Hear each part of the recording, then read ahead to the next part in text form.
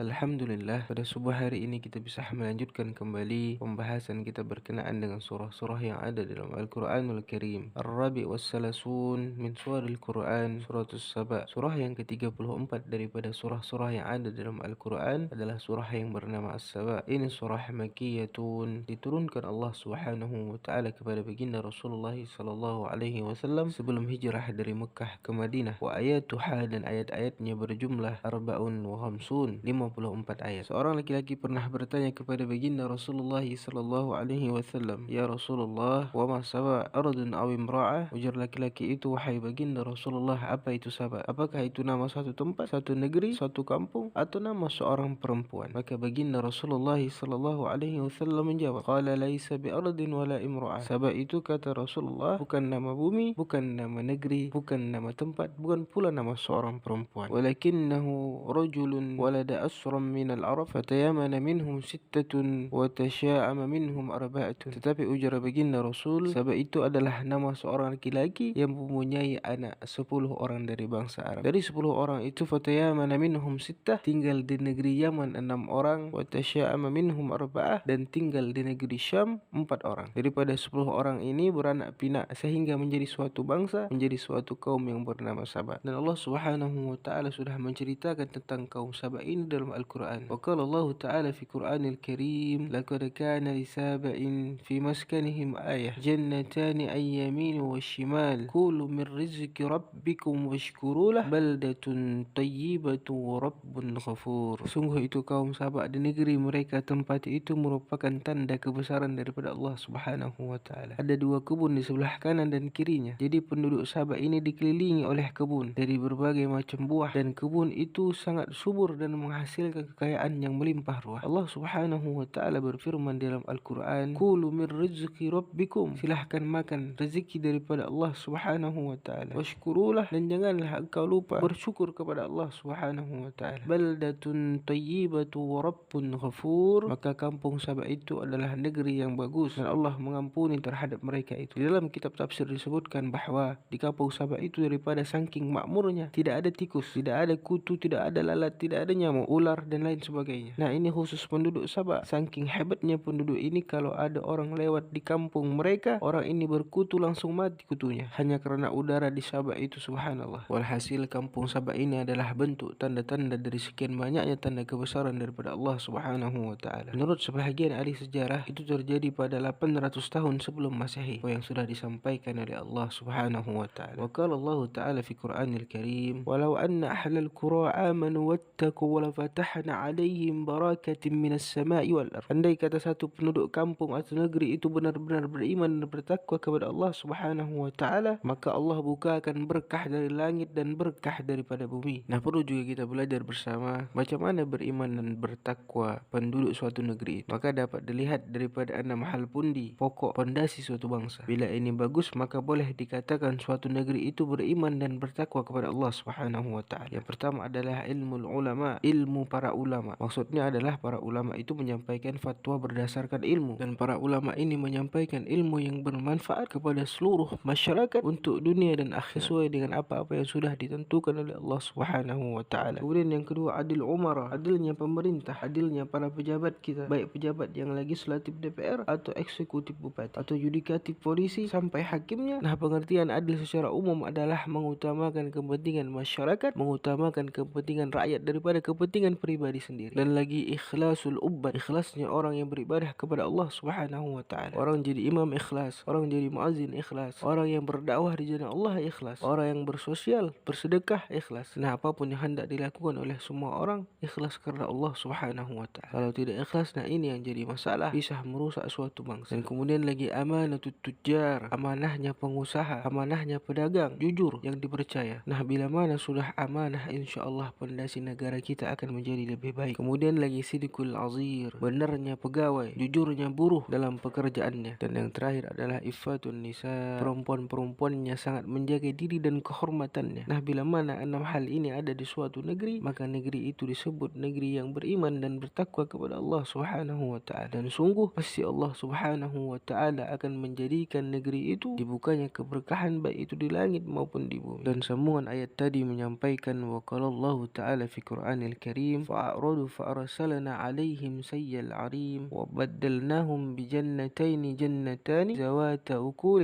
خمط وأثن وشيء من سدر قليل. Mereka kaum sahabat tadi berpaling kepada Allah Subhanahu wa taala. Akhir-akhirnya mereka itu berpaling kepada Allah, padahal Allah Subhanahu wa taala sudah memberikan rahmat, Allah sudah memberikan kemurahan, nikmat yang begitu banyak kepada mereka. Namun mereka berpaling kepada Allah sampai Allah Subhanahu wa taala mengirimkan 12 nabi untuk mengurus mereka kembali ke jalan Allah, tetap mereka menentang Allah Subhanahu wa taala. Fa arsalna alaihim sayyal arim, maka akhirnya kami kirim kepada mereka itu banjir yang sangat besar, dan kami gantikan 2 kebun yang subur tadi diganti oleh Allah dengan kebun yang menghasilkan buah-buah yang pahit, pohon-pohon yang tidak ada buahnya. Zalika zainahum bima kafaru, itulah balasan daripada kami dengan sebab mereka itu ingkar dengan nikmat Allah Subhanahu wa taala. Akhirnya banjir besar menghancurkan mereka. Wa qala Allah taala fi Qur'anil Karim, wa ma kunna muhlikil qura illa wa ahluha zalimun. Kami tidak akan membinasakan suatu negeri, kami tidak akan menghancurkan suatu kampung, kami tidak akan menghancurkan suatu tempat kecuali penduduknya itu sendiri yang berbuat kezaliman di muka bumi Allah Subhanahu wa taala. Sebagaimana dengan surah yang lainnya, maka surah As-Saba ini juga banyak memberikan petunjuk, arahan daripada Allah Subhanahu wa taala kepada kita orang-orang yang takwa kepada Allah. Di antara lain, waqala Allah taala fi Qur'anil Karim, ya'lamu ma yalizu fil ardi wa ma ya'ruzu minha wa ma yanzilu minas sama'i wa ma ya'ruzu fiha wa huwar rahimul ghafur. Allah Subhanahu wa taala mengetahui sesuatu yang masuk di bumi, berapa jumlah orang yang mati ditanam di bumi, berapa bibit yang ditanam ke dalam bumi hari ini, Allah Subhanahu wa taala tahu jumlahnya. Wa ma yakhruju minha, dan Allah Subhanahu wa taala mengetahui apa yang keluar daripada bumi, berapa ton batu bara hari ini dikeluarkan, Allah tahu. Berapa liter minyak yang keluar dari bumi, Allah Subhanahu wa taala tahu. Wa ma yanzilu minas sama, Allah Subhanahu wa taala mengetahui sesuatu yang turun daripada langit. Wa ma ya'ruzu fiha, dan yang naik ke langit, berapa amal seluruh manusia, semuanya Allah Subhanahu wa taala tahu dengan jelas dan mengetahui dengan terperinci. Wa huwar rahimul ghafur, dan sesungguhnya Allah Subhanahu wa taala Maha Penyayang dan Maha Pengampun. Wa qala alladziina kafaru la ta'tina as-saa'ah, berkata orang-orang kafir itu tidak akan terjadi hari kiamat. Kul, katakanlah wahai baginda Rasulullah, kiamat itu pasti akan terjadi. Bala wa rabbi la ta'tiyannakum, kiamat itu pasti ada, pasti akan terjadi, baik itu tanda-tandanya kecil maupun yang besar, ataupun kiamat perorangan, artinya kita mati, nah itu adalah kiamat bagi diri kita. Kalau Allah Subhanahu wa taala tahu dengan perkara yang gaib, karena Allah Subhanahu wa taala lah yang mengetahui hal yang demikian itu. Nah, perlu juga kita belajar bersama apa perkara yang gaib itu yang hanya Allah Subhanahu wa taala yang mengetahuinya. Yang pertama adalah mengenai hujan. Kapan hujan itu turun, di mana hujan itu terjadi, jam berapa tepatnya hujan itu turun, berapa banyak jumlah air hujan itu turun, semuanya itu hanya Allah Subhanahu wa taala yang tahu. Kemudian yang kedua, ma fil arham, segumpal darah, segumpal daging nutfah, hanya Allah Subhanahu wa taala yang tahu persis ini bakal jadi anak laki-laki atau perempuan, ia akan menjadi orang yang beruntung atau tidak. Maza taksibuhullah, apa yang akan kita lakukan esok hari, hanya Allah Subhanahu wa taala yang mengetahui. Apakah kita akan melakukan perbuatan maksiat atau perbuatan ibadah, apakah kita mendapat untung atau rugi, apakah kita sakit atau sehat, apakah kita mati atau tidak, semua itu hanya Allah Subhanahu wa taala yang mengetahui. Bi ayyi ardin tamut, di mana tempatnya kita akan mati, semuanya itu hanya Allah Subhanahu wa taala yang tahu. Qiyamus saah, kapan peristiwa terjadinya hari kiamat, hanya Allah Subhanahu wa taala yang mengetahuinya. Wa qala Allah taala fi Qur'anil Karim, la ya'zubu anhu mithqalu dzarratin fis samawati wala fil ardi wala asgharu min zalika wala akbaru illa fi kitabim mubin. Tidak ada bilangan yang hilang daripada Allah, baik itu seberat zarrah sekalipun, baik itu yang ada di langit maupun yang ada di bumi, ataupun yang lebih besar maupun yang lebih kecil daripada itu, semuanya tidak akan pernah luput daripada pengetahuan Allah Subhanahu wa taala. Karena demikian itu sudah jelas ada di dalam kitab yang nyata, Lauhul Mahfuz. Nah, demikianlah insyaallah di lain kesempatan kita bisa berjumpa kembali. Allahumma inni as'aluka husnul khatimah wal istiqamah. Allahumma jannibni min munkaratil akhlaq. Allahumma ahsina aqibatana fi umuri kulliha wa ajirna min khizyid dunya wa azabil akhirah. Allahumma la sahla illa ma ja'altahu sahla wa anta idza syi'ta sahla. Allahumma ij'al akhir kalamina la ilaha illallah, la ilaha illallah, la